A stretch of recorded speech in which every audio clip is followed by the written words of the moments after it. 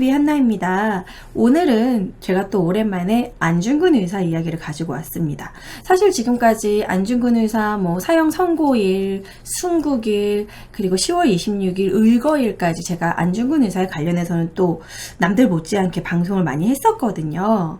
그런데 최근에 안중근 의사의 자상이 피규어가 만들어졌다는, 이게 추진된다는 이야기를 들었어요. 그래서 이것을 직접 만드신 분이 저한테 메일을 주셨습니다. 한나님이 방송에서 좀 이것을 좋은 취지니까 이렇게 소문을 좀 내주셨으면 하는 그런 홍보 이렇게 문의가 들어왔고, 너무 좋은 일이라서 제가 선뜻 한다고 얘기를 했었어요. 그래서 제가 원래 아프리카 TV에 원래 샤프리카가 있어가지고 판매할 수 있는 그런 방송이 있었는데 요즘은 없어졌거든요. 그래서 안타깝게도 제가 이거를 정말 쇼호스트처럼, 여러분, 안중근 좌상입니다. 외모도 안의사와 너무 비슷하게 만들어졌고, 이 앉아있는 모습을 보십시오. 정말 우리가 주변 그런 학생들이나 자식들에게 애국심을 고취시키기 위한 그러한 피규어로 집집마다 하나씩 놔두셔야 됩니다. 그냥 구매하세요. 이렇게 샤프리카처럼 하고 싶었는데 지금은 없어져가지고요. 오늘 이 안의사의 피규어에 대해서도 여러분들 설명을 해드리고, 이런 거를 이제 구매를 하시기도 하면서 그러한 구매 금액을 기부금으로 모으는 그런 것들을 요즘에 많이 기업이나 여러 단체에서 추진을 하는데, 그것이 바로 크라우드 펀딩이라고 들어보셨죠? 티끌모아 태산 여러 사람들의 그런 자금을 모아서 큰 이제 기부금, 큰 사업을 추진하는 그런 크라우드 펀딩, 요것을 가지고 이렇게 크라우드 펀딩 기부금을 지금 모으고 있습니다.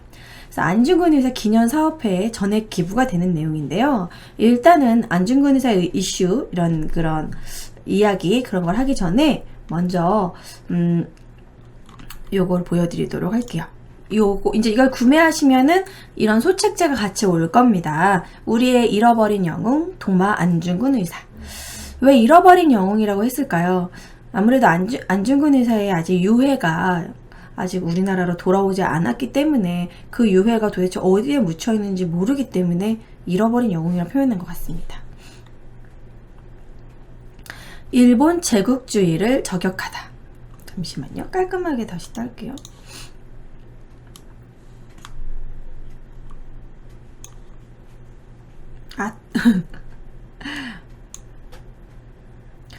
지저분하게 따져서 잠시만요.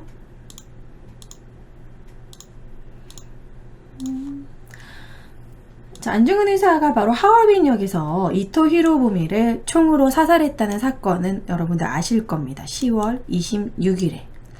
이것은 이제 실제로 만들었던 분, 김은총님이라는 분의 글을 써놓은 거네요. 예, 기획 제작한 영어인데 위쌤인가요? 위쌤의 대표 김은총님. 저 이분하고 직접 연락을 했었어요. 유명한 분이었어요. 도마 안중근 의사 좌상 프로젝트를 기획 제작한 김은총입니다. 저는 올해 3월부터 홀로 외로이 일제에 맞서 싸우셨던 도마 안중근 의사의 업적을 기리고자 좌상 피규어 제작 프로젝트를 기획하였습니다. 안중근 의사 기념관 측과 지속적인 논의와 순국 직전에 찍으신 사진을 토대로 수의를 지금 입고 계신 거예요. 완벽한 고증 작업을 거친 리워드 제품을 만들 수 있었습니다. 이에 다가오는 8월 15일, 이제 이번 8월 15일에 진행이 된 거거든요. 길고 어두웠던 치욕의 역사 끝에 빛을 되찾았던 광복절을 맞아 민족 영웅의 숭고한 뜻을 기릴 수 있는 도마 안중근 의사 좌상 피규어 제작 크라우드 펀딩을 진행한 것에 매우 자랑스럽게 생각합니다.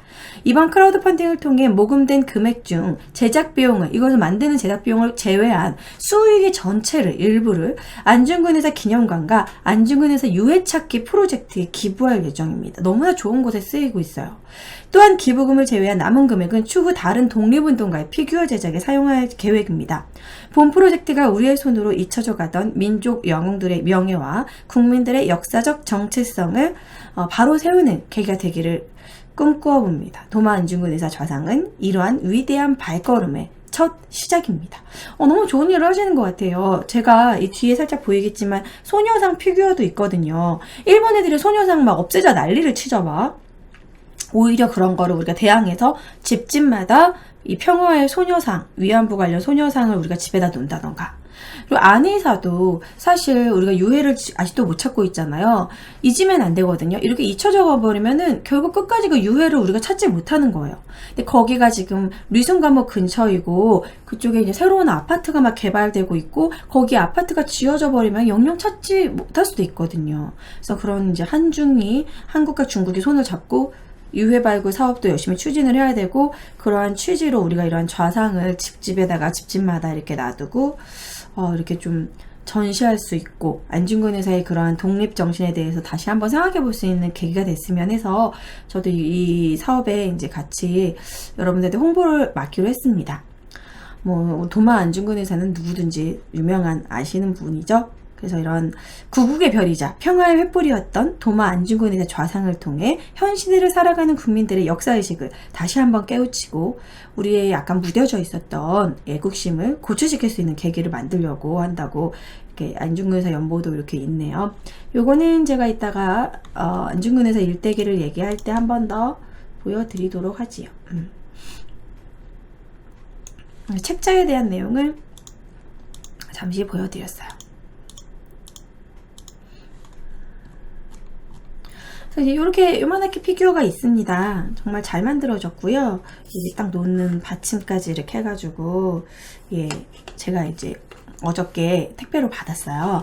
자, 안중근 의사에 대한 이야기는 워낙 우리가 여러분들과 얘기를 많이 나눴었고 여러분들도 많이 알고 있을 것 같습니다. 그러면 이거를 여러분이 구매를 하신다던가 참여를 어떻게 하시는지 그게 제일 궁금하실 것 같은데 그것을 좀 설명을 드릴게요. 이거를 여기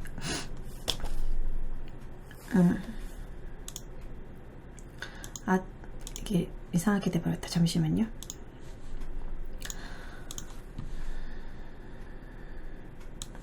이렇게 지금 크라우드 펀딩 진행 중입니다. 현재 50% 가까이 모아졌어요. 자, 지금 43%가 됐고 100%가 추진이 돼야지만 이 크라우드 펀딩이 이제 성공을 하는 것인데요. 남은 기간은 지금 약 한 달 정도 남았습니다. 저도 프로젝트 밀어주기를 방송 끝나고 꼭 참여하도록 하겠습니다. 목표 금액 2,500만 원이 모여야지만 결제가 됩니다, 여러분. 그래서 지금 추진 중이니까 여러분들이 꼭 후원해 주시기 바랍니다. 여기 보면은 어머니의 마지막 편지. 이 부분은 제가 크게 보여드릴게요. 잠시만요.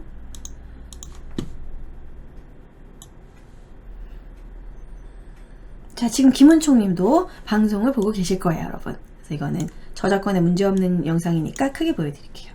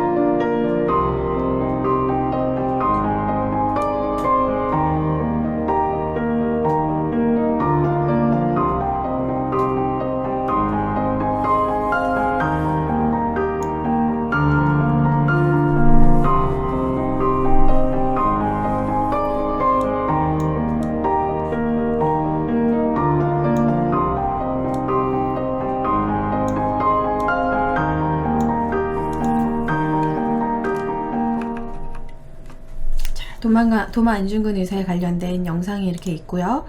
자, 그리고 이 크라우드 펀딩에 보면 이 크라우드 펀딩의 취지, 그리고 창작자 소개, 김은총님에 대한 소개와 이런 것들이 되어 있고, 금액은 38,000원입니다. 여러분들 이것을 피규어를 만드는데도 돈이 들지만 또 이 피규어의 이 금액은 기부금도 이 안에 포함된다고 생각하시면 돼요. 안중근 의사 기념 사업관과 유해 발굴 프로젝트에 이 금액이 쓰이게 됩니다, 여러분. 여기에 크라우드 펀딩 모집하고 있다. 네. 안중근 의사 좌상. 제가 지금 가지고 있는 요 사이즈, 그리고 소책자 안내, 이렇게 배송비 포함 38,000원이고요. 쇼핑몰 같아요, 여러분. 그리고 참작자에게 문의하실 수도 있고요. 제 생각에는 이제 학교나 아니면은 이제 뭐 좋은 취지로 또 이제 단체로 구매해도 참 좋을 것 같다 생각이 들어요. 이렇게 크게 센치마다 다릅니다. 15cm 5개 구매가 185,000원이고요. 그리고 좀 큰 25cm 큰 좌상은 좀 더 금액이 올라갑니다. 이렇게. 그리고 15cm, 25cm 이게 되게 다양하게. 그러니까 여러분들이 여기에 이제 기부하심으로써 이제 기부금이 점점 금액이 늘어나는 거죠. 아직도 돌아오지 못한 안중근 의사의 유해 발굴 사업에 대한 내용이 쓰여져 있고요. 좌상의 구성입니다. 작은 솔책자가 들어가 있고요. 이렇게. 우리 아프리카TV 대표님, 우리 서 대표님이 이것을 이 좌상을 안중근 의사에 대한 엄청난 팬이라고 알고 있는데 제가 이거를 좌상을 구매해서 서 대표님한테 선물해 드려야 될 것 같네요. 이게 딱 책상에 넣으시라고 서수길 대표님한테 사드리는 걸로 하나. 자, 아무튼 그래서 여러분들이 많은 관심을 부탁드리도록 하겠습니다. 자, 그러면 이 사이트는 어디서 보실 수 있냐면 제 방송국에 이번 그 방송 공지에 링크를 붙여놨어요. 그래서 제 방송국 공지에 링크를 타고 들어가시면 됩니다. 그래서 이렇게 여러분 여기서 직접 여러분들이 후원하실 수가 있습니다. 사실 38,000원, 뭐 금액적으로 봤을 때 뭐 부담이 되시는 분들도 많겠지만, 진짜 우리가 이제 뭐 한 끼 식사 되게 비싼 한 끼 식사를 먹는다, 스테이크를 먹는다, 뭐 이렇게 생각했을 때 38,000원 정도 한 끼로 쓸 수 있는 금액이죠. 그 금액을 우리가 뭐 고기 한 번 안 먹는다 생각하고 이 피규어가 이제 우리 집에 딱 멋있게 생기고 이 피규어를 구매함으로 인해서 이제 안중근 의사의 유해 발굴 사업에 내가 조금이라도 도움이 된다고 생각을 한다면 진짜 뭐 뜻깊은 정말 일이 될 것 같아요. 치킨 2마리 안 먹으면 된다고. 맞네. 이거 하면 택배 언제 오나요? 뭐 그런 건 여기서 직접 문의를 하시면 될 것 같습니다. 제가 이런 크라우드 펀딩이라는 거는 이제 그 결제 금액이 완성이 안 되면은 무산되는 그런 프로젝트라고 알고 있어요. 그래서 2,500만 원이 결제가 안 되면 그냥 아마 여러분들 결제가 안 되는 거고, 성공을 하면 그러면 아마 이 30일 이후에 한 번에 오지 않을까? 그런 생각이 드네요. 내가 지금 만드신 분하고 한번 통화를 할 걸 그랬나? 그래서 직접 설명해 주시면 참 좋을 것 같은데. 직접 저기 프로젝트 여기에 그 창작자에게 직접 문의하기 그런 게 있으니까 메일 같은 거 주시면 좋을 것 같습니다. 토깽이누님께서 채팅창에서 발굴 사업이 물거품이 됐다고, 아무래도 이번에 사드 배치 문제로 또 지금 더디게 진행되고 있죠. 네. 2,500만 원이 안 되면은 결제가 안 된다는 거. 돈을 못 받는 게 아니라 결제가 안 되고 아마 판매가 중단되는 게 아닌가 그렇게 되는데, 제가 좀 정확히 크라우드 펀딩 이 체제에 대해 잘 모르는데 어쨌든 목표 금액인 2,500만 원이 모여야지만 결제가 됩니다. 결제는 2017년 9월 23일에 다 함께 진행됩니다. 이렇게 써 있어요. 저는 그렇게 알고 있으니까 아무튼 이 내용을 한번 잘 읽어보시면 될 것 같습니다. 이 사이트 주소는 제가 여기다가 올려도 잘 안 보이실 텐데, 채팅창에 사이트 주소는요, 잠시만요. 제 아프리카TV 홈페이지에 가시면, 자, 사이트 주소는 제 아프리카 홈페이지에 딱 가시면요, 여기다 링크를 올려놨어요. 제 방송국에 가시면, 제가 방송하고 있는 게 막 보이죠? 저기 가시면 여기 전체 공지 가장 위쪽에 이 8월 24일 역사 스캔들 역회는 안중근 의사 이야기를 합니다라고 이렇게 올렸는데, 여기에 이 크라우드 펀딩 진행하고 있는 좌상에 대해서 설명을 해놨고 여기에 바로 링크를 드렸어요. 김은종님의 이런 크라우드 펀딩 링크에서 클릭하시면은 아까 보셨던 그곳으로 들어가게 됩니다. 그래서 이렇게 해서 링크 타고 방송국에서 직접 링크 타시면 될 것 같아요.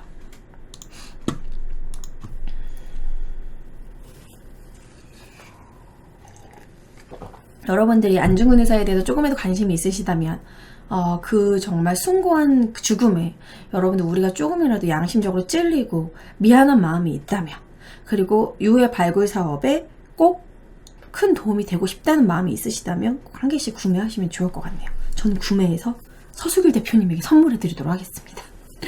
자, 그러면은 안중근 의사와 관련해서 여러분들이 잘 모르시는 부분도 있을 것이고 제가 지금까지 참 많이 다뤘었어요. 그래서 오늘은 안중근 의사 일대기에 대해서 좀 얘기를 나눠볼까 합니다. 제가 지금까지 의거활동, 뭐 동양평화론, 안흥칠 역사 뭐 관련된 10월 26일 그날의 총성 뭐 많은 방송을 했기 때문에 오늘은 좀 제가 안 다뤄봤던, 여러분들과 얘기를 안 해봤던, 우리가 생각을 못 해봤던 안중근 의사의 출생부터 그 의거가 있기 전까지 어떤 삶을 살았는지 그런 이야기를 그냥 쉽게 한번 얘기를 해보려고 해요. 인간적인 안중근 의사의 그런 발자취랄까? 일단 안중근 의사는 1879년에 황해도 해주에서 태어났습니다. 북한 쪽이죠. 황해도 출신이에요. 그래서 안중근 의사 황해도 해주 출신이기 때문에 또 북한과도 연계를 해야 되는 부분이에요. 고향이 북한 쪽이 있기 때문에. 그래서 이 유해 발굴 사업을 할 때 우리나라, 북한, 중국 세 나라가 엮여 있으니까 더 복잡한 문제죠. 만약에 그 안중근 의사 유해가 리순 감옥이 우리나라 남한에 있었다면 뭐 그럼 그냥 우리나라니까 엄청 우리가 진짜 아파트가 있더라도 아파트 드러내고 막 그럼 막 유해를 어떻게든 찾아낼 텐데 우리나라 땅이 아니니까 안중근 의사는 또 이제 그러한 황해도 해주 출신이고 또 북한과 관련이 있어요. 왜냐하면 그 유해를 발굴 봉환 사업을 할 때 그 출신 지역에서도 추진을 해야 되는 뭔가가 있나 봐요. 출신 지역에서의 허락과 그리고 그것을 이제 가져오는 봉환하는 그런 사업에 대한 이야기를 이제 직접 그 현재 묻혀져 있는 리순 감옥 또 중국과 이야기를 해야 되는 부분이고 리순 지역에서 이제 그쪽 사람들과 또 이야기를 해야 되는 부분이기 때문에 중국도 안중근 의사에 대해서는 중국에서도 엄청난 영웅이에요. 그 하얼빈역에 안중근 의사 기념관이 있거든요. 중국 사람들도 매우 존경하는 인물로서 유해 발굴 사업에 적극적으로 참여를 하는 그런 분위기였는데 이제 이런 레이더 이렇게 투시 이런 걸 진행하려고 했었는데 요즘에 이제 사드 배치 문제 때문에 약간 좀 더디게 진행되고 있다라는 거 좀 안타까운 거예요. 어찌됐든 황해도 해주에서 태어났습니다. 안중근 의사의 아명은 안응칠이라고 했었습니다. 안응칠. 그래서 응칠이 뭐야? 이렇게 생각했는데 그게 왜 그러냐면 배로부터 등 쪽까지 배서부터 시작해서 북두칠성 모양의 점이 있었대요. 그러니까 뭔가 좀 태어날 때부터 비범했던 거죠. 북두칠성의 점이 배와 등 쪽에 이렇게 있는 걸 보니 북두칠성의 기운에 응해서 태어난 범상치 않은 아이다. 그래서 북두칠성의 기운에 응했다. 그래서 안응칠이 바로 어렸을 때 이름 아명입니다.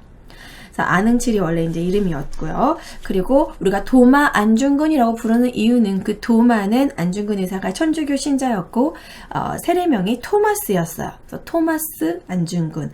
마지막 죽기 전까지 천주교에 계속 그런 관련된 뭐 이제 그런 마지막 미사도 지내고 기도하고 그러고 돌아가셨거든요. 그래서 도마 안중근이라 부르기도 합니다. 자, 그래서 그렇게 살았는데, 그리고 안중근 의사는 대단한 게, 솔직히 막 독립운동을 하고, 어렵게 나라를 위해서 몸을 바치고 그런 분들은, 좀 부유하지 않은 사람들도 많아요. 왜냐면, 부유한 집에서 태어나면 그냥 가만히 조용히만 그냥 살아도 충분히 먹고 살 수 있고, 안중근 의사의 그 아버지도 진사과까지 올라가세요. 과거 시험을 본 사람이었단 말이에요. 그리고 할아버지는 별감이었어요. 그 진의 현감. 그러니까 현감이면은 이제 그 고을의 유지인 거예요. 그러니까 집안이 엄청 빵빵하게 잘 살았다라는 거죠. 그래서 굳이 힘들게 독립운동을 하지 않고 그냥 현실에 안주해서 살았으면 충분히 배불리 먹고 편하게 살 수 있는 그런 집안이었는데도 불구하고 독립운동에 몸을 담았다는 게 그게 더 존경스러운 거죠. 멋진 거죠. 충분히 편한 상황인데도 그런 상황을 내버리고 집안이 황해도에서 엄청 이름난 대부호 가문이었다는 겁니다. 그죠. 가진 게 많으면 그것을 잃을까봐 두려움에 떨게 되는데 그런 거를 과감히 버리고 독립운동에 열심히 가담했다라는 거. 그래서 어쨌든 안중근 의사의 아버지 부친 안태우는요, 그 약간 개화파 쪽이었어요. 아버지 자체가, 아버지가 좀 약간 트이신 분이었죠. 이제 박영료와 같이 그런 개화파에서 이제 일본에 파견할 70명의 유학생의 일원으로도 선발이 됐고, 갑신전변에 가담을 했는데, 갑신전변이 3일, 그러니까 약간 급진개화파 쪽이었던 거예요. 그 안중근 의사의 아버지가 안태운이. 그래서 그때 급진개화파의 그런 갑신정변이 3일 천하로 실패하게 되고 그리고 나서 다시 이제 안 되겠다. 수구파 정권의 탄압에 숨어서 고향으로 다시 들어가서 응거를 한 거죠. 그래서 아버지도 약간 급진 개화파였다라는 거.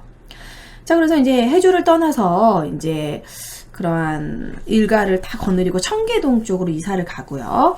그러면서 이제 안중근 의사는 어렸을 때부터 유학을 공부를 하면서 무예에 관심이 많았대요. 싸움을 꽤 잘했다고 합니다. 어렸을 때부터 총 쏘기, 활 쏘기 이런 것들을 이제 공부를 하고 서당에서 학문을 수강을 하면서 사서상경, 자체통과 기본적인 유학은 다 파악을 했고 조선서부터 만국 역사, 주변 나라들의 역사에도 관심이 많았고 포수, 총을 되게 잘 썼대요. 포수꾼들과 사격수를 익히고 사냥을 즐겼대. 몇 살 때? 7살 때 벌써. 그래서 1885년 7살 때부터 사격수를 배우기 시작했다고 합니다. 그리고 이제 어린 시절에 그렇게 사격수를 배우면서 공부를 하면서 자라나다가 이제 16세 결혼을 하게 돼요. 1894년 16세 이제 이렇게 그 김아려 여사와 결혼하고 두 아들을 낳게 됩니다. 제가 이 아들 중에 동그랗게 빨갛게 해놓은 이분은 바로 이제 둘째인데요. 안타깝게도 안준생, 둘째는 변절을 하게 되죠. 나중에 안중근 의사가 죽고 난 뒤 첫째는 독살당했어요. 일제에 의해서 독살당했어요. 아마 독이 든 과자를 먹고 죽었다고 알고 있는데, 둘째는 생활이 너무 힘드니까 결국에는 일본에 의해서 결국 오히려 아버지를 원망하고, 아버지가 독립운동가면 뭐하냐, 우리 집은 찢어지게 가난하고 나라에서도 대우해주지도 않는데, 그래서 결국엔 변절하게 돼가지고 이토 히로부미 신사에 가가지고 절하는 걸 막 신문에 실게 되고, 좀 안타까운 역사죠. 아무도 안중근 의사의 아들을 이렇게 챙겨주지 않았다라는 그때 당시의 현실을 보여주는 안타까운 상황입니다. 그와 관련된 뮤지컬도 있어요. 그 송일국 씨가 아마 안준생으로 나온 걸 거예요. 자, 그리고 그 송일국 씨와 관련된 게 그거는 보여드려도 될 것 같아요. 자, 그리고 이제 16세에 이제 결혼을 하고요. 그리고 이때 또 참 안타깝게도 사실 근데 그때 당시에 동학이 한창 성행하고 동학농민운동이 있었던 상황이었습니다. 근데 이제 안중근 의사의 아버지는 이제 그런 유학자였고 개화파 쪽이었고 공무원이었어요. 말 그대로 국가 공무원. 그래서 동학농민운동과 부딪히게 되고 동학도들과 부딪혀서 오히려 안중근 의사가 동학운동을 하는 그런 동학운동자들을 토벌하는 토벌대에 들어가게 되어서 이 부분에 대해서 사람들이 좀 이상하게 이해를 하고 동학농민운동을 탄압하다니 안중근 의사의 흑역사다 막 이렇게 얘기하기도 하는데요. 그 부분은 이렇게 생각하시면 될 것 같아요. 당시 자신들의 처한 상황에 맞춰서 했던 거죠. 왜냐면 이 동학농민운동이 물론 반의세 반봉건의 좋은 취지도 있긴 했지만 아버지 입장에서는 국가 공무원이었고 그 사람들은 국가 반란군이었던 거예요. 그래서 이제 그쪽 아버지를 도와서 그쪽에 이제 들어가게 되죠. 그래서 이제 동학당에서 포획했던 그 쌀들을 굴량매로 사용을 한 것 때문에 그 문제로 또 이거 가지고 계속 국가에서 이제 뭐 주변 사람들한테 막 약간 흠집 잡히고 그런 일도 있긴 했었습니다. 그리고 16에 중요한 게 안중근 의사가 역사적인 만남을 맞이하게 되죠. 바로 김구 선생과의 만남입니다. 이때 백범 김구 선생님의 그러한 일단 그 우람한 체격과 하고 있는 일에 이제 안태훈 의사가 안중근 의사의 아버지가 그걸 이미 알아보고 김구 선생을 잠시 안중근 의사의 집에서 잠시 거주하게 돼요. 그때 당시 잠시 숨어서 그때 안중근 의사랑 역사적인 만남을 갖게 됩니다. 근데 그때 당시 김구 선생과 안중근 의사는 가려고 하는 길이 좀 달랐어요.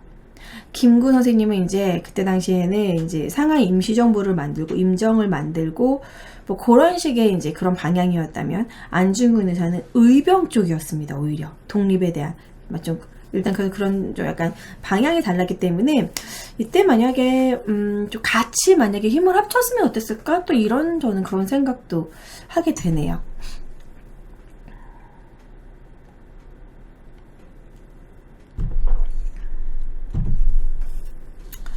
자, 그리고 이제 17세가 되고 나서는 이제 점점점 무예를 익히고 무인의 기상을 높이면서 이제 이러한 젊은 시절을 보내고요. 18세가 되고 나서 이제 천주교 이제 성당에서 천주교의 또 교리를 습득을 하게 됩니다. 그래서 이제 세례도 받고 19세에 토마스란 이름으로 세례를 받게 되죠. 자, 그리고 이제 그렇게 젊은 시절을 보냅니다. 그리고서 이제 20세에는 그러한 천주교 교회 활동에 되게 헌신해가지고 이제 전도도 많이 나오고, 그리고 안중근 의사의 20살 때 이러한 사건이 있었어요. 되게 좀 무법자적인 행동을 하는, 무례한 행동을 하는 일본인을 되게 카리스마 있게 승복시킨 사건이 있었는데, 이제 서울에 이제 친구들과 더불어 거리를 막 가고 있었어요, 안 의사가. 근데 한 일본인이 말을 타고 지나가는 한국 사람을 강제로 쫓아내고, 나 지금 말 써야 돼 이러면서 비켜. 그래서 그 한국 사람의 말을 뺏어버리는, 탈취하는 사건이 벌어졌어요. 그래서 사람들이 어떻게 뭐야 뭐 이러고 이렇게 차마 일본 사람한테 대항을 하지 못하고 있었는데, 안중근 의사가 그 약탈자 얼굴을 주먹으로 치고 권총을 바로 뽑아서 배에다 꽂고 말 돌려줘 이래가지고 결국 말 주인이 말을 다시 찾고 그 일본 사람을 결국 놓아주게 됩니다. 그래서 그런 카리스마, 또 그런 것들을 보여주게 되죠. 그래서 사람들이 그때부터 저 사람 멋있다, 이름이 뭐지, 이름이 뭐야, 뭐 이런 식으로 그때부터 이제 그런 카리스마를 보여줬다라는 거. 그리고 이제 21세부터 26세에는요, 대학 설립을 또 건의하기도 합니다. 그러니까 이제 안중근 의사는 좀 성견지명, 약간 좀 미래지향적인 생각을 많이 하고 있었던 것 같아요. 그때 당시에 대학을 만든다는 생각을 한다는 것 자체가, 우리나라가 이제 그러한 세계의 문물을 좀 받아들이고, 언어도, 다른 나라의 언어도 공부를 해야 되고, 다른 나라가 이제 돌아가는 정세에 대해서 우리가 좀 알아야 된다라고 생각을 했기 때문에, 교육이 나라에 큰 힘이 될 수 있다라고 생각을 해서 대학 설립을, 그때 당시 이제 힘이 없으니까, 그 신부님들한테, 교회 이제 주교한테 이제 그 신부님한테 이제 그것을 건의를 해요. 근데 이 부분에서 저는 웃겼어요. 제가 알아보면서. 근데 구체적인 막 일대기가 쓰여져 있거든요. 안중근 기념 사업회라는 그런 홈페이지에. 이때 이 빌렘 신부한테 이거를 이제 대학을 만들자고 했는데 거절을 해요. 근데 이 안중근 의사의 이제 가장 어렸을 때부터 친했던 그 빌렘 신부가 약간 교우들을, 약간 성직자의 권위적으로 막 교우들을 탄압하고 막 독재하려고 막 하니까, 이걸 안중근 의사가 저런 식으로 교우들을 탄압하면 안 된다, 그래서 서울에 있는 좀 더 높은 밑에 주교한테 그거를 이제 하소연하려고 했는데, 그걸 빌렘 신부한테 걸린 거야. 그래서 빌렘 신부한테 구타를 당해. 그 신부님한테 그냥 일방적으로. 근데 안중근 의사 충분히 그거를 제압할 수 있는데도 불구하고 그냥 일부러 신부님한테 내가 대들지 말아야지 하면서 이제 그냥 대들지 않고 나중에 신부님과 다시 화해를 했다는 그런 사건도 있었어요. 대학을 만들려고 했다는 그런 26세 때 그런 스토리가 있고, 그리고 나서 27세에는 국내에서는 독립운동을 하기 힘들겠다. 그래서 이제 중국 상하이와 산동반도 쪽을 일대에 이제 유심히 관찰하고 돌아다니면서 이제 독립운동을 본격적으로 하려고 이제 시작을 합니다. 준비를 해요. 그리고 이제 독립의 의지를 딱 이제 결심을 하면서, 우리나라가 독립을 하는 그날까지 술을 끊겠다라는 금주의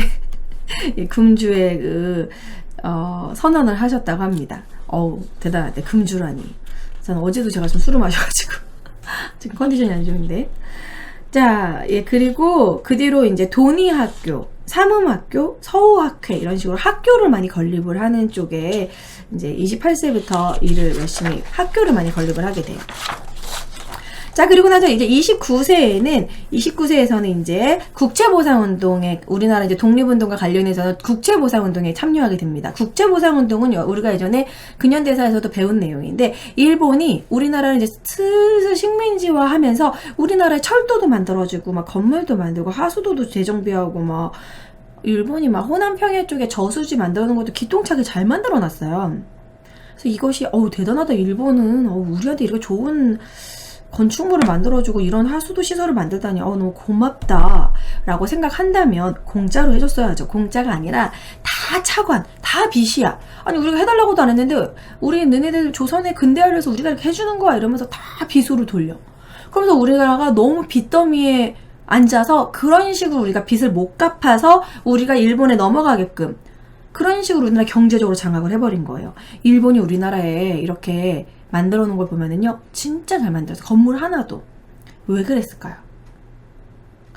일본은 우리나라를 식민지로 만들 때 자신들의 본국을 우리나라로 삼으려고 했대요. 일본은 지진도 많고 화산도 많고 화산도 아직도 있고 막 땅 자체가 약간 불안정하잖아요. 섬나라고. 그러니까 이제 일본의 그런 그때 당시에 계획이 일본은 그냥 군대 기지 같은 그런 식으로 이제 군사 기지 같은 식으로 만들려고 했고 우리나라를 본토로 삼고 그 다음에 만주 지역 러시아 중국까지 다 일본의 땅으로 만드는 그런 계획이 있었고 어쨌든 자신들의 본거지를 우리나라로 하려고 했던 거예요. 그래서 진짜 건물이며 뭐 이런 거 보면은 정말 공을 들여서 만들어 놨습니다. 만주에다 세운 거랑은 비교가 안 될 정도로 지들이 쓰려고. 어쨌든 지들이 쓰려고 하는 그런, 왜냐면 지네들이 거기서 이제 우리나라 식민지화하고 이제 거주하는데 철도가 있어야 편하고 우리나라에 이제 막 각종 그런 지하자원 이런 것들도 이제 자기네 나라로 빼돌릴 때도 이런 기본적인 철도 시설이 있어야 되고 뭐 하수도 시설이 있어야지 편리하니까 이런 걸 다 만들면서 모두 다 차관으로 우리 빚으로 만들어 버린 거야. 그래서 이러다가는 일본한테 우리가 빚으로 넘어가겠다 해가지고 우리가 이제 이 일본의 그 채무를, 국가의 채무를 우리가 갚자. 그래서 국채보상운동이 전국적으로 일었고, 그때 막 은비녀, 금가락지 이런 것들을 많은 국민들이 모았었어요. 우리나라가 예전에 IMF 때 금모으기 운동 했던 것처럼. 그래서 그때 국제보상운동에 열심히 안중근 의사가 또 참여를 했습니다. 그리고 나서 결국에는, 우리나라가 이제 1910년에 결국 고종을 퇴위시켜 군대를 해산시켜 버렸잖아요. 우리나라에서 군사력을 만들지 못하게 만들었어요, 일본이. 그래서 우리나라에서 군대가 해산되는 걸 보고 안 되겠다. 국내에서는 독립운동을 하기 힘들겠다. 잠시만요. 그래서 결국 이제 안 되겠다. 간도나 연해주로 망명해야겠다라고 결심을 합니다. 그래서 결국 연해주에서 이제 이런 독립투쟁을 시작을 하게 되고 의병을 만들게 돼요. 그래서 이제 안중근 의사 왜 이렇게 목이 간지럽지? 안중근 의사가 30세가 됐던 해에 1908년에 연해주의 한인촌을 이제 순회하면서 이런 그 안중근 의사와 같은 마음을 하는 의병이 될 사람들을 이렇게 회원을 모집을 하게 돼요. 그래서 그때 다수의 한인들이 많이 호응을 해서 무기와 자금들을 지원받아서 마침내 의병 부대를 연해주에서 만들게 됩니다. 그래서 의병 부대의 총대장이 이범윤 총대장을 세우고 안중근은 그때 당시 직위가 참모중장이었어요. 그래서 안중근 의사가 그 하얼빈에서 그런 딱 저격 사건 있고 나서 재판을 받을 때 나는 조선의 육군 참모중장으로 나를 군인으로 대우해줘라. 그러니까 이 의병이란 개념은 일본이 우리나라를 막 약탈하고 식민지화하고 하니까 우리 일본에게 선전포고를 하고 전쟁이다. 이래가지고 의병을 만든 거예요. 그래가지고 정말 일본 군대하고 많이 싸워요. 그러니까 전쟁 중이야. 전쟁 중에 그 전쟁 국가의 순회를 총으로 쏘는 건 그건 전쟁 중에 당연히 있을 수 있는 일이에요. 테러가 아니라는 거죠. 쏜 거고 나는 너희들에게 잡힌 포로다. 포로로 대우해줘라. 그렇게 당당하게 얘기를 하는 거죠. 나는 살인자가 아니다. 테러범도 아니고 개인의 원한으로 죽인 것도 아니다. 국가적인 필요에 의해서 동양의 평화를 위해서 총을 쐈다. 이렇게 주장을 한 거죠. 우리 입장에서는 이제 그런 상황이었던 거죠. 그래서 이때 그 두만강 근처에서 그런 국내 진입작전도 도모하고 막 그랬었어요. 근데 이때 좀 또 안중근 의사의 그러한 마인드를 알 수 있는 게 일본인들하고 싸웠을 때 되게 많이 일본인들을 이겼는데 일본인 포로들을 이제 동양의 평화를 위해서 우리는 이렇게 서로 싸우면 안 된다. 너희 나라가 한 짓들을 좀 뭐 이렇게 회개해라. 이런 식으로 얘기를 하고 포로를 풀어준 거야. 우리나라 기본적인 마인드로는 일본 사람들 그냥 다 우리도 일본 사람들 우리 막 죽이고 하니까 우리도 똑같이 죽이거나 포로를 풀어주면 안 된다 막 그런 식으로 했는데 다 풀어줬어요. 그래가지고 이때 이거에 막 안 맞아가지고 싸우기도 하고 거기 그 의병장 거기서 이탈하기도 하고 너무 약간 뭐랄까 인권을 좀 중요시하고 아무래도 천주교 신자기 때문에 쓸데없는 죽음을 보고 싶어하지 않는 약간 그런 마인드였던 거죠. 그런데 안타깝게도 결국에는 그 일본인 포로를 이제 놓아주는 바람에 결국에는 그 위치가 발각되고 계획이 발각돼가지고 크게 당하게 돼요. 예. 그래서 이제 다시 블라디보스토크에서 다시 이제 러시아에서 다시 의병을 다시 모으려고 하는데 잘 되지가 않았어요. 그래서 전쟁을 통해서 독립운동의 의지를 보여주는 건 한계가 있구나. 우리가 무기도 딸리고 한계가 있다. 그래서 안 되겠다. 뭔가 큰 우리가 우리의 독립의지를 보여줄 수 있는 큰 이슈를 만들어야겠다. 그것이 바로 의거 활동이었던 거예요. 그러니까 안중근 의사가 막 되게 사람 죽이는 걸 좋아하고 막 약간 영웅 심리가 있어가지고 사람들 앞에서 막 이토이로 보면 사살하고 본인의 그런 인기 막 그런 거를 위해서 죽인 것이 아니라 결국에는 이 뭐 교육에도 힘써보고 그리고 이제 의병 활동도 해보고 그러다가 이제 안 되겠다. 진정하게 이제 뭔가 보여줄 수 있는 행동이 필요하다고 생각해서 결국 의거 활동을 결심을 한 거죠. 그래서 안중근 의사는 결국 이러한 의거 활동을 하고 본격적으로 뭔가 움직이기 위해서 조금 작은 단체, 바로 동의단체를 만들게 됩니다. 자, 동의단체에는 바로 안중근 의사의 이 네 번째 이 무명지 네 번째를 잘라서 여기를 자르셔서 요걸로 혈서를 쓴 거죠. 그래서 이제 이걸 인장을 모든 이제 그런 글을 쓰거나 편지를 쓰거나 서찰이나 이런 곳에 이렇게 인장을 찍죠. 멋있는 유명한 안중근 의사의 대표적인 트레이드 마크가 됐습니다. 외모도 요즘으로 쳤을 때 호남형이에요. 잘생기셨어요. 그래서 이제 동의단체를 만들었는데 이제 안중근 의사가 계속 재판 당시에 동의단체의 그 일원을 절대 발설하지 않았기 때문에 우리 정확히는 알 수 없지만 그래도 이 그 기념사업회에서는 이름이 나와 있어요. 12명이. 안흥칠, 김기룡, 강순기, 정원주, 방복, 박봉석, 유치용, 조웅순, 황병길, 백규삼, 김백춘, 김천아, 강창두 이렇게 12명의 동의단체의 회원이 있었고 독립운동을 위해서 우리 혈서를 쓴 겁니다. 우리가 진짜 이런 우리 피로 대한독립이라는 글씨를 쓰고 대한독립 만세를 3번 외치고 하늘과 땅에 우리의 독립의지를 맹세한다. 그래서 동의단체를 만들고 이제 의거 활동을 준비하게 되죠. 그래서 이제 결국 하얼빈에 도착을 하게 됩니다. 근데 하얼빈에 도착을 했을 때 이제 그때 당시 이제 같이 의거를 활동을 할 이제 동지들을 만나게 되죠. 자, 그 거사 직전 사진을 보여드릴게요. 안중근, 우덕순, 그리고 유동아. 근데 이 유동아는 어린 학생이었어요. 그래서 이 유동아 같은 경우에는 그 안중근 의사의 거사의 그러한 그 내용을 유동아한테 얘기해주지 않았어요. 왜냐면 본인이 잡힐 거를 알고 있었고 유동아도 아마 연루가 될 건데 이때 14세인가 15세인가 되게 어린 10대 학생이었고 유동아가 여기에 같이 가담하게 된 거 러시아어를 되게 잘했기 때문에 러시아 사람들과의 소통할 때 번역을 해주는 이제 통역을 해주는 그런 역할인 거였어요. 그리고 막 그런 열차를 타도 막 열차 여행에 막 들떠 있고 그냥 어린 학생이었기 때문에 유동아는 우리가 이런 거사를 한다는 거 이 사람한테 말하지 말자. 그래가지고 실제로 유동아는 재판 때 나는 몰랐다 라고 얘기를 했고 그로 인해서 유동아는 1년 6개월형밖에 받지 않습니다. 우덕수는 아마 3년 정도 살았고 안중근 의사만 사형이 선고되게 되죠.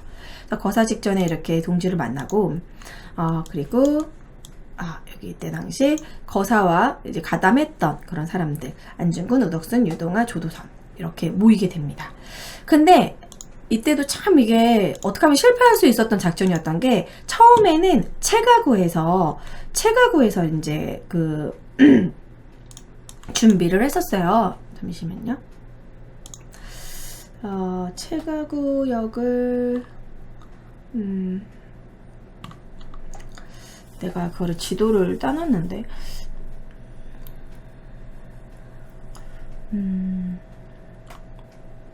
어쨌든 체가구역은요 하얼빈역 전역입니다. 제가 따로 준비했었는데 사진이 없어졌나봐요. 이거를 보여드리면 조금 뉴스는 네. 어쨌든 체가구역은 하얼빈의 전역인데요. 이 체가구역이라는 것 자체가 교차로였어요. 그러니까 우리가 지하철을 타면은 교차하는 부분이 있잖아요. 그러니까 그때도 철도 당시에 이 만주철도의 교차 부분이었기 때문에 사람들이 갈아타는 사람들도 많고 체가구역에서 열차가 꽤 오래 서 있었어요. 그래서 안중근 의사는 체가구에서 오히려 성공할 수 있을 거라고 예상을 했어요. 그래서 체가구역에서 이제 일단 거기서 원래 거사를 하려고 처음에 생각을 했었는데 안 의사가 그래도 체가구역에서 우리가 실패할 수도 있기 때문에 다음 플랜으로 체가구역에서 실패하면 다음 사람이 죽이면 되니까 하얼빈에서도 한번 대기하자. 그래서 이때 당시 그 체가구역에서 하얼빈에서는 안중근 의사가 준비하고 있었고, 그리고 체가구역에서는 우덕순과 조도선이 이제 거기서 이제 준비하고 있었던 거죠. 보시면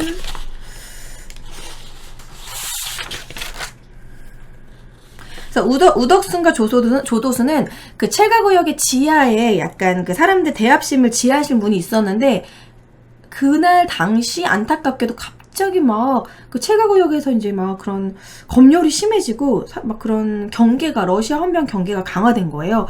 그러니까 의거가 있을 거라고는 사람들이 예상은 하지 못했지만 그래도 뭔가 일이 벌어질 수도 있으니까 갑자기 강화되면서 그 지하실 문이 잠겨버렸어. 그래서 나오지도 못해버렸고, 그냥 만약에 체가구에서만 준비했으면 아마 그 의거는 성공하지 못했을 거예요.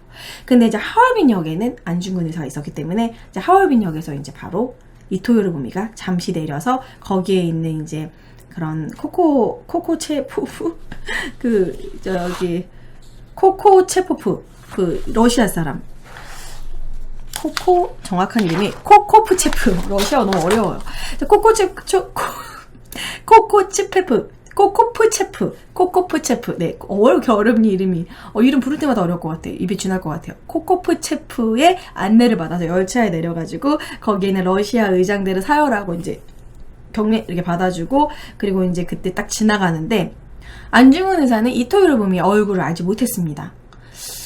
대충 이제 동양인일 거라고 알고 있었고, 근데 이제 직감적으로 수염이 길고, 일본 사람들 키가 작잖아요. 키가 작고 수염을 길게 있는지 기른 저 사람이 왠지 이토 요루부미인 것 같다. 그래서 이토 요루부미를 바로 브라우닝 권총, 그때 당시 썼던 권총입니다. 브라우닝 이 사격 권총에 총알을 이제 장전을 하고 이토 요루부미를 3방을 명중시킵니다. 얼마나 잘 쐈냐면요. 그때 당시 한 10보 정도 멀리 있었는데, 이런 되게 떨리는 상황이었고, 실수할 수도 있는 거잖아요. 만약에 저격을 했는데, 그냥 팔이라든지 죽지 않은 곳만 쏘고, 그냥 이렇게 잡혀버리면은, 완전 이거는 의거는 실패하게 되는 것인데, 아주 제대로 명중을 하게 됩니다. 그때 당시 이제 일본 검시관이 해놓은 그림인데요. 첫 번째 발은 가슴에, 두 번째 발은 흉부에, 세 번째 발은 복부에. 그래서 3군데가 모두 치명상으로 맞게 돼요. 그래서 20분 만에, 바가이로 이러면서 이제 결국 죽죠. 그리고 나서 이토 요루부미를 쏘고 나서도 그 주변 인물이 혹시 모르니까 안전하게 그 주변 인물도 쏘게 됩니다. 그래서 주변 인물 중에서 이제 그때 당시 하얼빈 총영사와, 그리고 그때 당시 국내부 모리 비서관, 국내부 비서, 그리고 그때 당시 만철이사, 다나카 만철이사 3명을 이제 그런 주변 사람들도 부상을 입혀요. 하지만 이토 요루부미만 결국 죽었어요. 대단하다. 이토 요루부미 이렇게 딱 이 총알로. 그래서 이토 요루부미를 사살했을 때 썼던, 그때 권총 안에 있었던 그 총알이 일본에 전시가 되어 있습니다. 그 총알을 그때 다나카 만철이사의 딸이 그거를 이제 기증을 해가지고요. 그 총알이 있어요. 잠시만요. 그거가 제가 아까 체가구 보여드렸던 게 이거였는데 별거 아니었어요. 예, 하얼빈 체가구 바로 전역이었다라는 거. 네. 사진이 너무 많아가지고. 그 총알.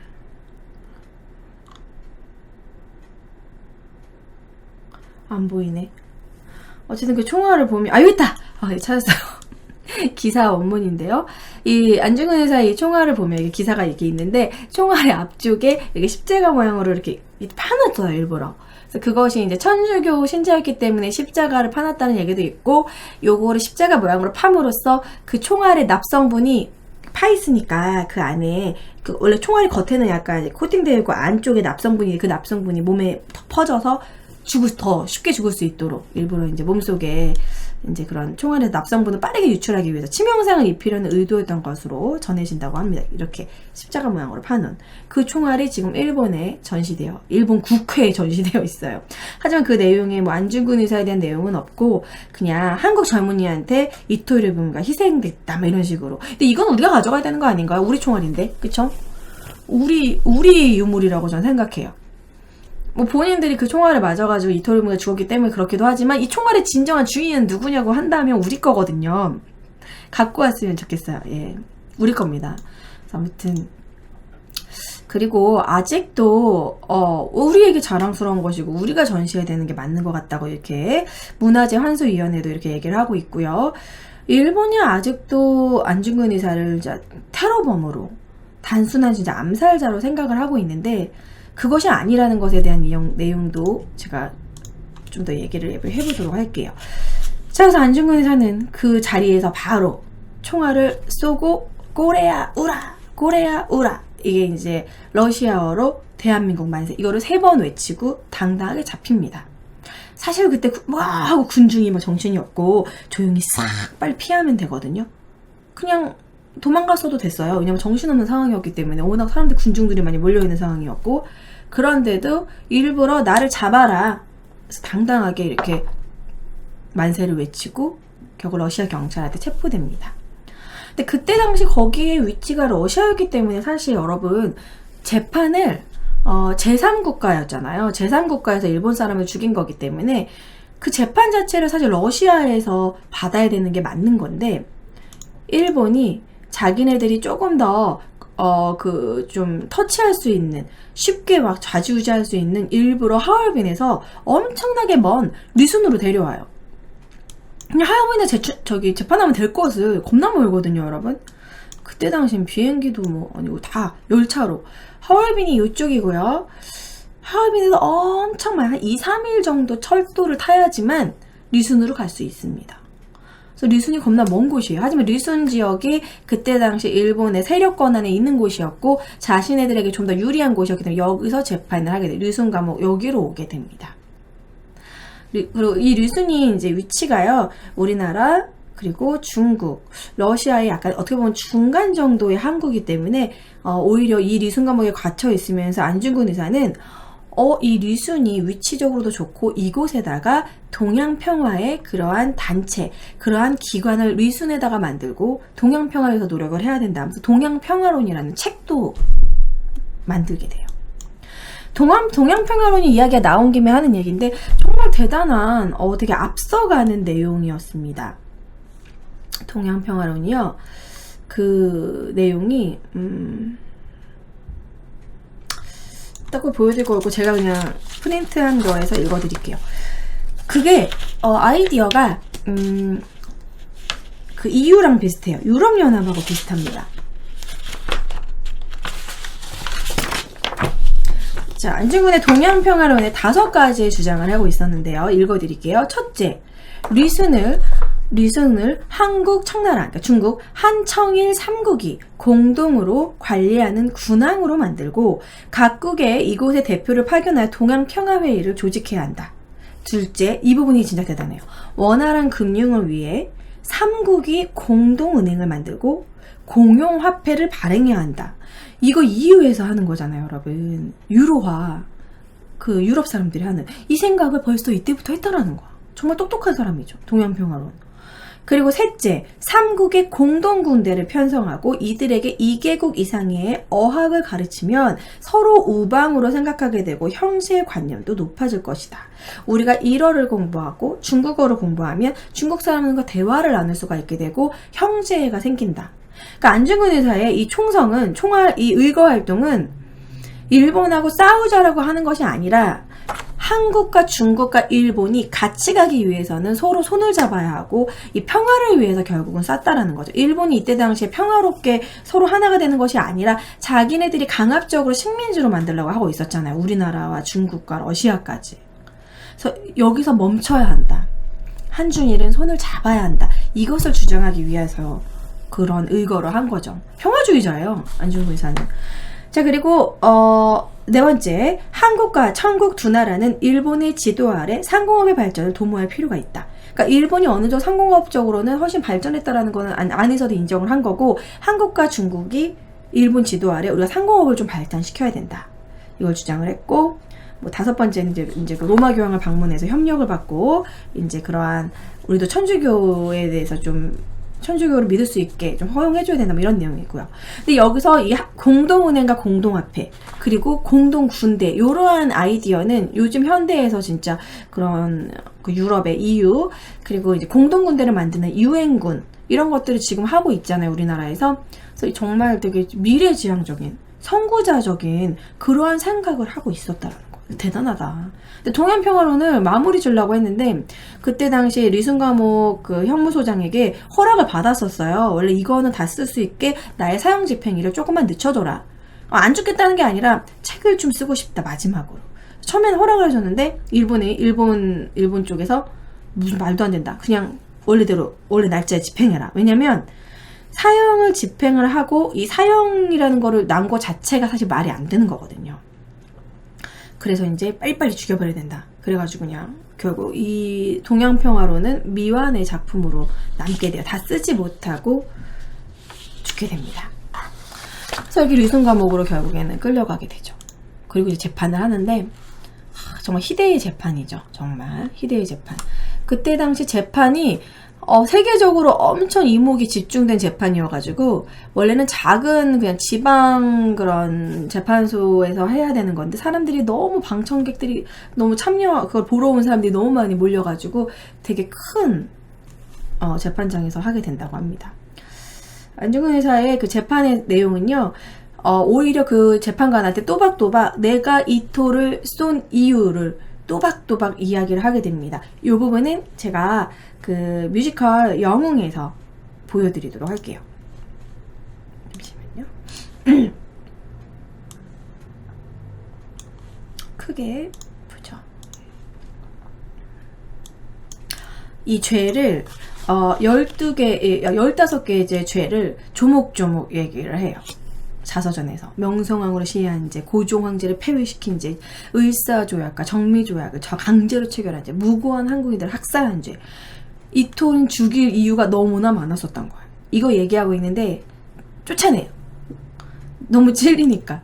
너무 일목요연하게 15개를 쭉 나열하니까. 그리고 그때 당시에 안중근 의사는 그 변호사를, 한국인 변호사를 이제 해달라고 요청을 했지만 하나도 들어주지 않고 재판관, 변호사, 검사 모두가 일본인인 그냥 사형으로 정해져 있는 의미 없는 재판을 추진하게 되고 7일 만에 사형 선고가 나오게 됩니다. 자, 보여드릴게요. 판소에서 재판받을 의무가 없다. 나는 의병군 참모 중장으로 독립전쟁을 하는 중이며 그 일환으로 이토를 죽였다. 따라서 나는 형사범이 아니라 전쟁포로다.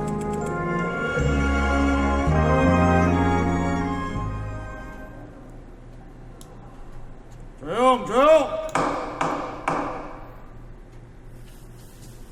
피고 안중근, 마지막 변론 기회를 주겠다. 우선 이토를 살해한 것을 하느님의 이름으로 사죄드리오. 하지만 대한제국 의병군 참모 중장으로서 이토 히로부미를 살해한 이유를 밝히고 싶소. 그 이유는 바로 대한의 국무 명성황후를 시해한 죄, 대한의 황제를 폭력으로 폐위시킨 죄, 을사늑약과 정미늑약을 강제로 체결케 한 죄, 무고한 대한의 사람들을 대량 학살한 죄.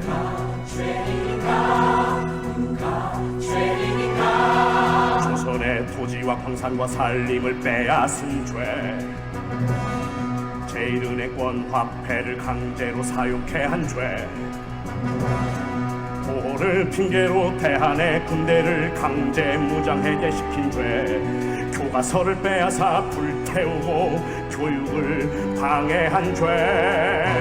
안중근, 우덕순, 조도선, 유동화 위 사인에 대하여 본 법원은 모든 심리를 마치고 다음과 같이 판결한다. 피고 우덕순 징역 3년에 처한다. 누가 죄인인가? 누가 죄인인가? 한빈들의 외교권을 빼앗고 유학을 금지한 죄, 심사를 강제로 철폐하고 언론을 장악한 죄, 대한의 사법권을 동의 없이 강제로 장악 유린한 죄, 정권을 폭력으로 찬탈하고 대한의 독립을 파괴한 죄.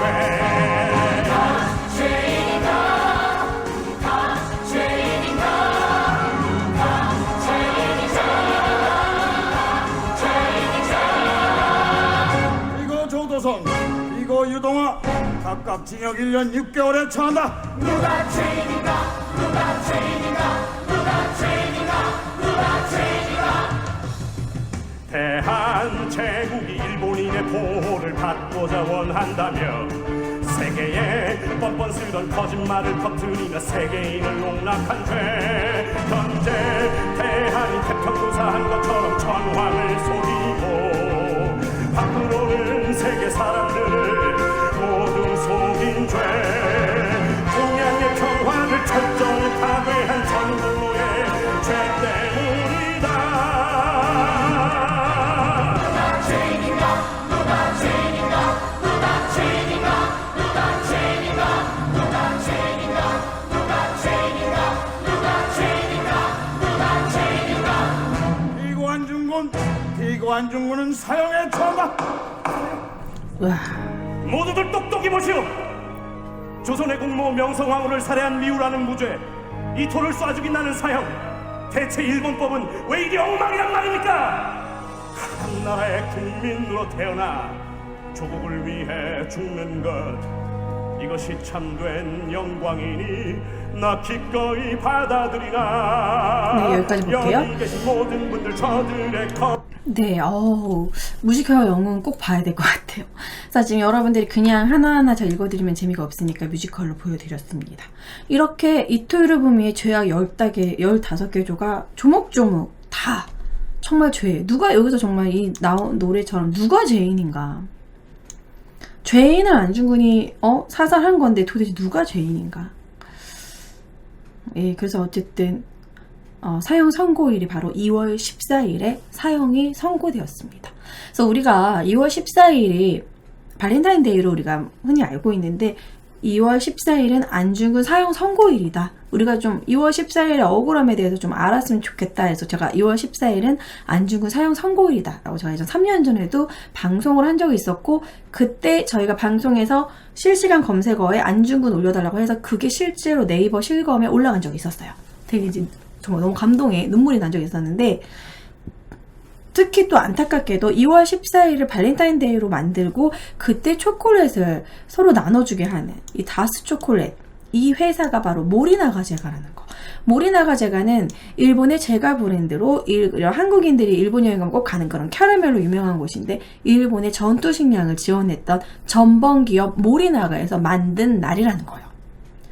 그래서 우리가 굳이 고백을 하려면 다른 날 해도 되잖아요. 꼭 2월 14일에 꼭 초콜릿을 주면서 고백할 필요는 없거든요. 의리 초콜릿 뭐 이런 거. 별로 저는 없어져야 될 그런 내용. 우리나라랑 일본만 엄청나게 이때 초콜릿을 많이 나누죠. 중국도 그렇게 심하게 발렌타인데이를 챙기진 않거든요. 그래서 오히려 2월 14일에 굳이 고백을 하고 싶다면, 이거 자체를 없애는 게 좀 싫다면 뭐 견과류를 준다던가, 그때가 이제 정월대보름 시즌이니까 부럼데이 견과류를 준다던가, 요즘 카카오 닙스라고 이렇게 카카오인데 견과류 같이 나오는 되게 몸에 좋은 식품이 있거든요. 그거를 준다던가, 우리가 좀 이날은 안중근 의사의 사형 선고일, 사형당한 날이 아니라 사형이다 땅땅땅 선고된 날이라는 거를 좀 기억했으면 좋겠다. 그래서 이 모리나가 제가, 하필 전범 기업인 모리나가 제가가 자기네들 초콜릿 팔려고 홍보했던 발렌타인데이 우리가 너무 열광할 이유는 없지 않을까, 그런 생각을 좀 해보셨으면 좋겠어요. 난 어차피 초콜릿 줄 사람도 없고 발렌타인데이 다 없어져 버려. 진짜 이 커플들 진짜 고백하려고 만든 건데, 커플도 왜 사귀고 있는데 서로 초콜릿 주고 그런 거죠? 의미 없지 않아요? 이미 사실 초콜릿 주면서 고백하자는 거지, 남자친구와 여자친구가 서로 이렇게 초콜릿 주고 화이트데이 때 또 주고 뭔가 서로 선물을 주기 위한 그런 날은 의미가 없는 거죠. 그쵸? 주지마 초콜릿. 자, 어쨌든 2월 14일에 사형 선고일이라는 걸 여러분들 알아주셨으면 좋겠고, 결국 순국일은 3월 26일에 순국하게 됩니다. 리순 감옥에 가면 실제로 이렇게 다 전시되어 있어요. 여기서 신문을 당하고 막 이런 쇠고랑들 얼마나 막 가학적인 신문을 했는지 알 수 있겠죠. 사형장, 안중근 의사가 사형당했던 곳. 이 사형장 옆에 보면 이렇게 조그만 통이 보이죠? 요게 뭐냐면 대나무식으로 나무로 만든 원래 동그란 통인데, 이때 우리 독립운동가들이 무릎을 꿇지 않으니까 무릎에다 염산을 부어서 억지로 구부리게 해서 여기에 앉혀가지고 굴욕적인 자세로 정말 이렇게 쪼그리게 앉혀서 그렇게 묻었대요. 그런데 안중근 의사는 이 감옥에서도 그의 행동과 평화를 위한 그런 행동, 뭐 맨날 집필하고 너무나 청렴결백하게 그 생활을 보면서 그때 당시 그 류순 형무소장도 안중근 의사를 되게 존경하고, 안중근 의사의 그 독방을 지켰던 그 치바도시, 잠깐만요. 안중근 의사를 되게 좋아했던 그 사람이 있어요. 한 일본인의 안중근 아리. 안중근 의사 이 사진에 이 뒤에 있는 요분. 치바도시치일 거야, 아마.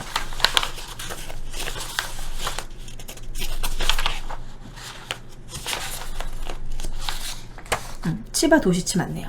자, 치바도시치가 안중근 의사를 너무 좋아하고 지금도 그 자손들이 안중근 의사의 그런 제사를 지낼 정도로 정말 좋아합니다. 그래서 이제 안중근 의사가 죽기 전에 이 치바도시치가 안중근 의사에게 저에게도 뭔가 이렇게 감동적인 글귀를 하나 써주십시오 라고 얘기를 했었는데, 그 글귀를 제가 갖고 여기 유목이 있네요. 유목을 하나 남겨주시지요 이렇게 얘기를 했더니 참 멋있는 말을 남겨놨어요. 치바도시치한테. 위국 헌신, 군인 본분. 나라를 위해 몸을 바침은 군인의 본분이다.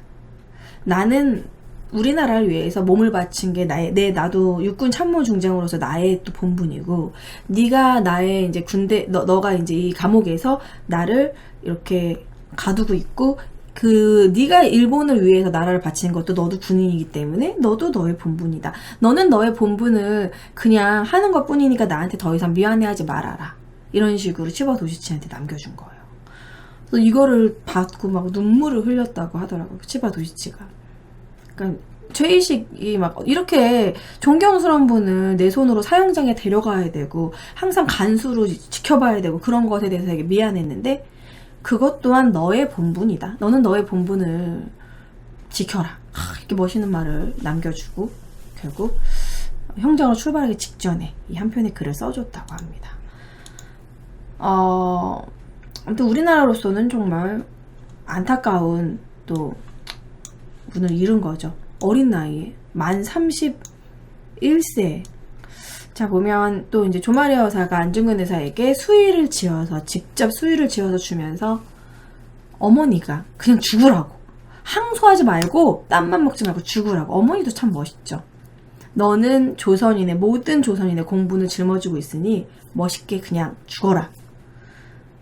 빌어가지고 항소해가지고, 원래 항소하고 억울하다, 사형 선고에 대해서 억울하다고 막 이렇게 하면 만약에 무기징역으로 간다던가 사형을 이렇게 피할 수 있는 방법도 있었어요. 왜냐면 안중근 의사의 집안 자체도 꽤 좋은 집안이었다고 얘기했고, 안 의사의 뒤에 이렇게 후견인인 신부들, 천주교 신부들이 외국인들도 있었기 때문에 이거를 약간 국제적으로 이렇게 막 내보내서 어떻게든지 사형을 안 당할 수도 있었단 말이에요. 그런데 그냥 어머니 자체가 굴욕적으로 구걸하지 말고, 목숨을 구걸하지 말고, 항소하지 말고 그냥 죽어라. 수의를 보냈어요. 그래서 안중근 의사도 이렇게 떳떳한 이런 최후를 맞이하게 되고, 이 최후의 유언이 참 안타깝죠. 우리가 유언조차 이뤄드리지 못했다라는 부분. 내가 죽은 뒤에 나의 뼈를 하얼빈 공원 곁에 묻어두었다가 우리 국권이 회복되거든 고국으로 반장해다오. 나는 천국에 가서도 또한 마땅히 우리나라의 회복을 위해 힘쓸 것이다. 대한독립의 소리가 천국에 들려오면 나는 마땅히 춤추며 만세를 부를 것이다. 광복절 때 얼마나 기뻤을까요? 하지만 그 유해를 우리가 가져오지 못했다는 부분, 이것을 우리가 광복 이후에 좀 이런 것에 대해서 신경을 쓰고, 우리나라가 참 잘못한 게 광복 이후에 뭐 이러한 독립운동가들의 유해는 물론이고, 실제로 그 각지에 떠돌아 있던 우리나라 강제징용자들이나 뭐 일본에 있는 사람들, 뭐 사할린 동포들, 뭐 만주, 연해주, 그 사람들을 이렇게 우리나라 고국으로 데려오는데 힘쓰지 못했어요. 그 부분을 만약에 좀 정권을, 예를 들어서 뭐 안타깝게도 김구 선생님이 정권을 잡고 있으면 그런 걸 추진하지 않았을까 하는 저희 그런 안타까운 기대감이 있는데, 그런 거를 추진하지 않고 본인들 배부리는 거에만 신경을 썼고, 그리고 또 안타깝게도 또 6.25 전쟁이 바로 일어났고 정신없는 와중에 잘 사는 거에만 급급했지 요런 그런 거에 신경을 못 쓴 거예요.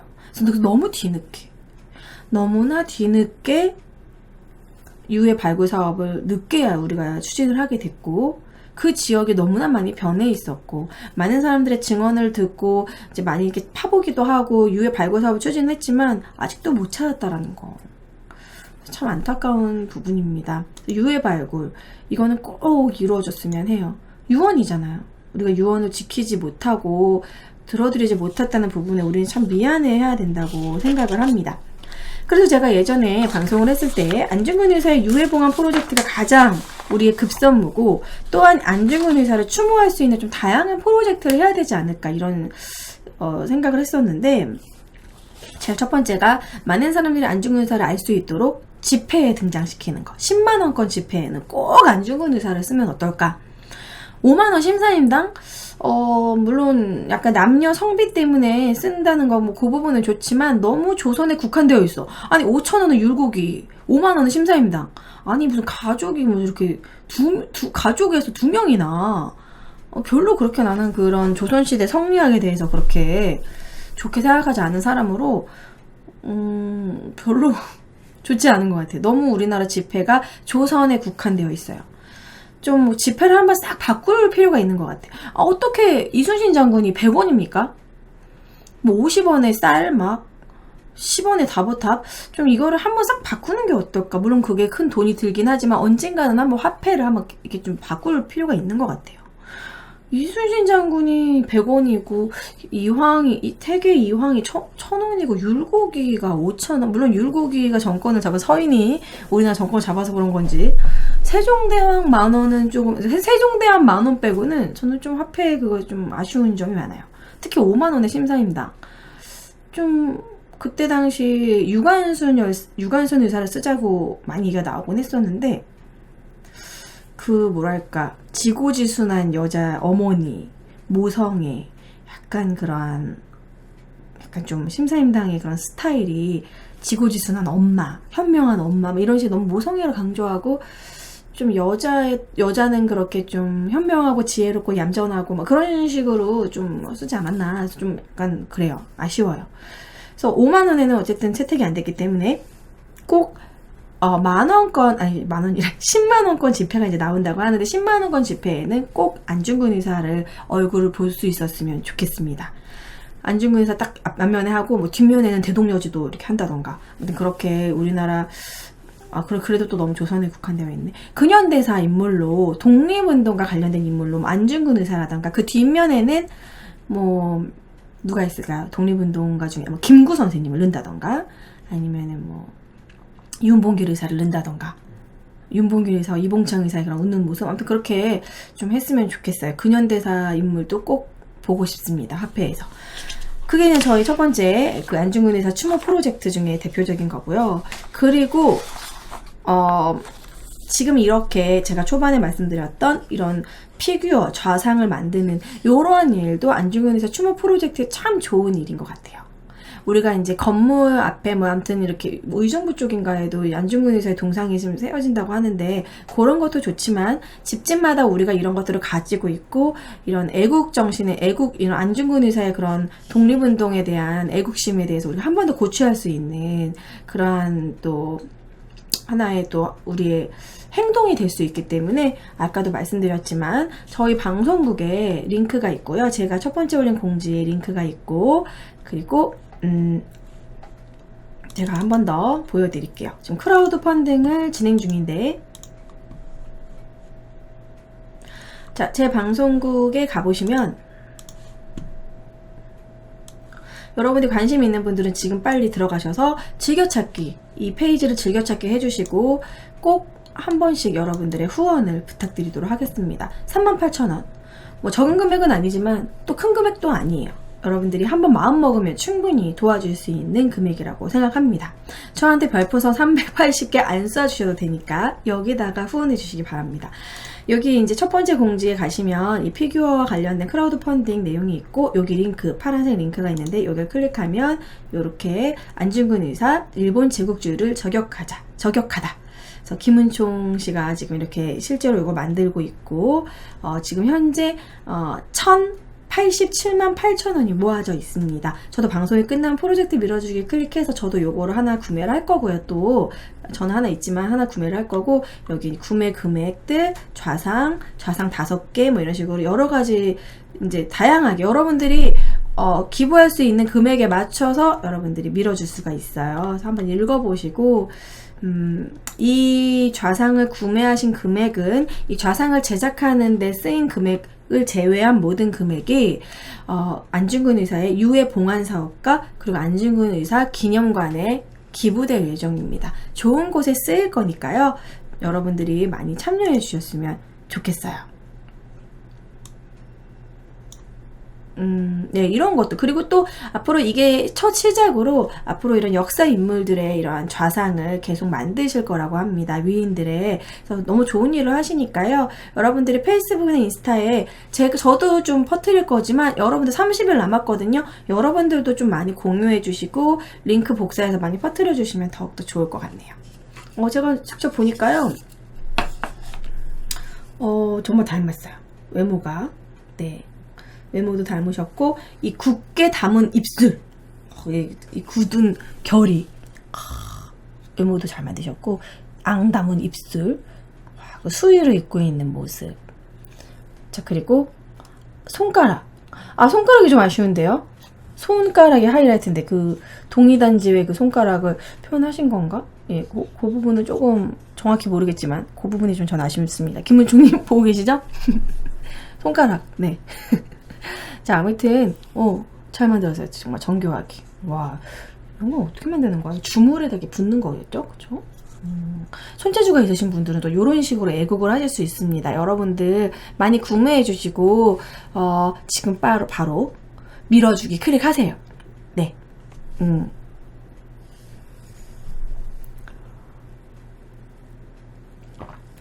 그래서 오늘은 안중근 의사의 그런 어린 시절 이야기와 일대기와 그리고 이 크라우드 펀딩을 진행하고 있는 이런 부분에 대해서 홍보를 좀 했습니다.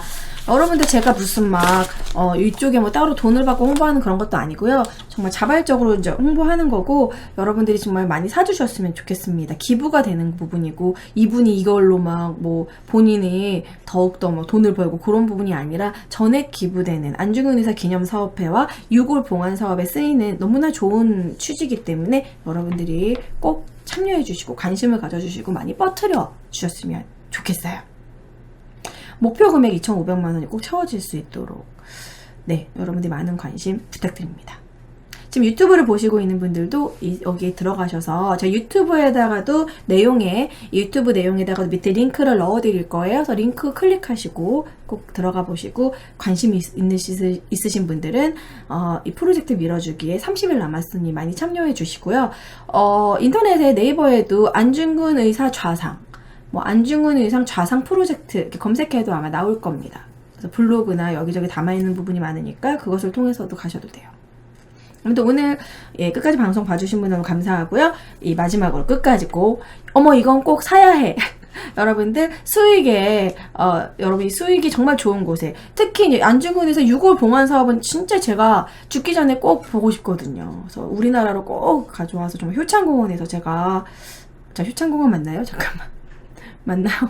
아무튼 제가 죽기 전에 안중근 의사의 그 유골 앞에서 꼭 이제 이렇게 절을 드리고 싶은 절하면 안 되죠. 천주교 신자시니까 제가 기도를 하고 싶은 정말 그런 마음이 있는데 꼭 유골 봉안 사업이 추진돼서 성공했으면 좋겠습니다. 유언이 이루어질 수 있도록 여러분들 이 피규어를 사주시는 일이 이런 유골 봉환 사업에 이 금액이 쓰이기 때문에 여러분들의 큰 참여 부탁드릴게요.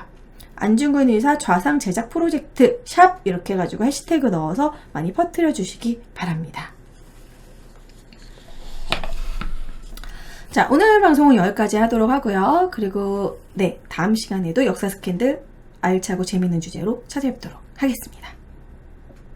네, 유골봉환 사업은 민간이 하지 않고 정부에서도 하고 있어요. 루이지님, 제가 저번에도 국가보훈처에서 추진하고 있는 거 한번 보여드렸는데 국가에서도 하고 있는데 지금 결과가 좋게 나오지 않은 것 뿐이지 유해 발굴 추진단도 따로 있어요. 예, 국가에서도 하고 있어요. 하지만 국가에서 하고 있는데 결과가 좋게 나오지 않으니까 지금 민간에서도 계속 추진하는 거, 다양한 각도로 추진을 했을 때 좋은 결과가 나올 수 있기 때문에 지금 국가에서 추진하고 있는데 못 찾고 있잖아요. 그러니까 지금 안중근 기념사업회에서도 계속 또 따로 열심히 활동하고 있는 것이죠. 네, 맛동사님은 무슨 얘기를 하고 있는 거야? 한나님 안중근이 이등 방문을 살해한 것이 아니라 살해한 것이 아니라 그 다음 말이 안 나와가지고 말이 잘못됐나요? 안중근이 이등 방문을 사살한 것입니다. 살해란 표현을 쓰지 말아라. 죽였다. 예, 사살한 것입니다. 총으로 쏴서 죽인 거니까. 사살. 해를 입힌 게 아니다. 살해란 용어로 쓰면 안 된다. 네, 잘 알았어요. 앞으로 그렇게 쓰도록 할게요. 어쨌든 지금 이 유골 진짜 봉환 사업이 좀 잘 진행이 돼야 되는데 지금 여순가문 묘지를 그쪽으로 제가 보고 있는데 지금 여기 아파트가 들어온다고 해서 지금 그게 가장 큰 문제인 것 같아요. 네. 아무튼 안중근 의사님과 관련된 건 워낙 방송에서 많이 했기 때문에 이 정도 얘기하고 여러분들 채팅창 보고 좀 소통을 해보도록 할게요.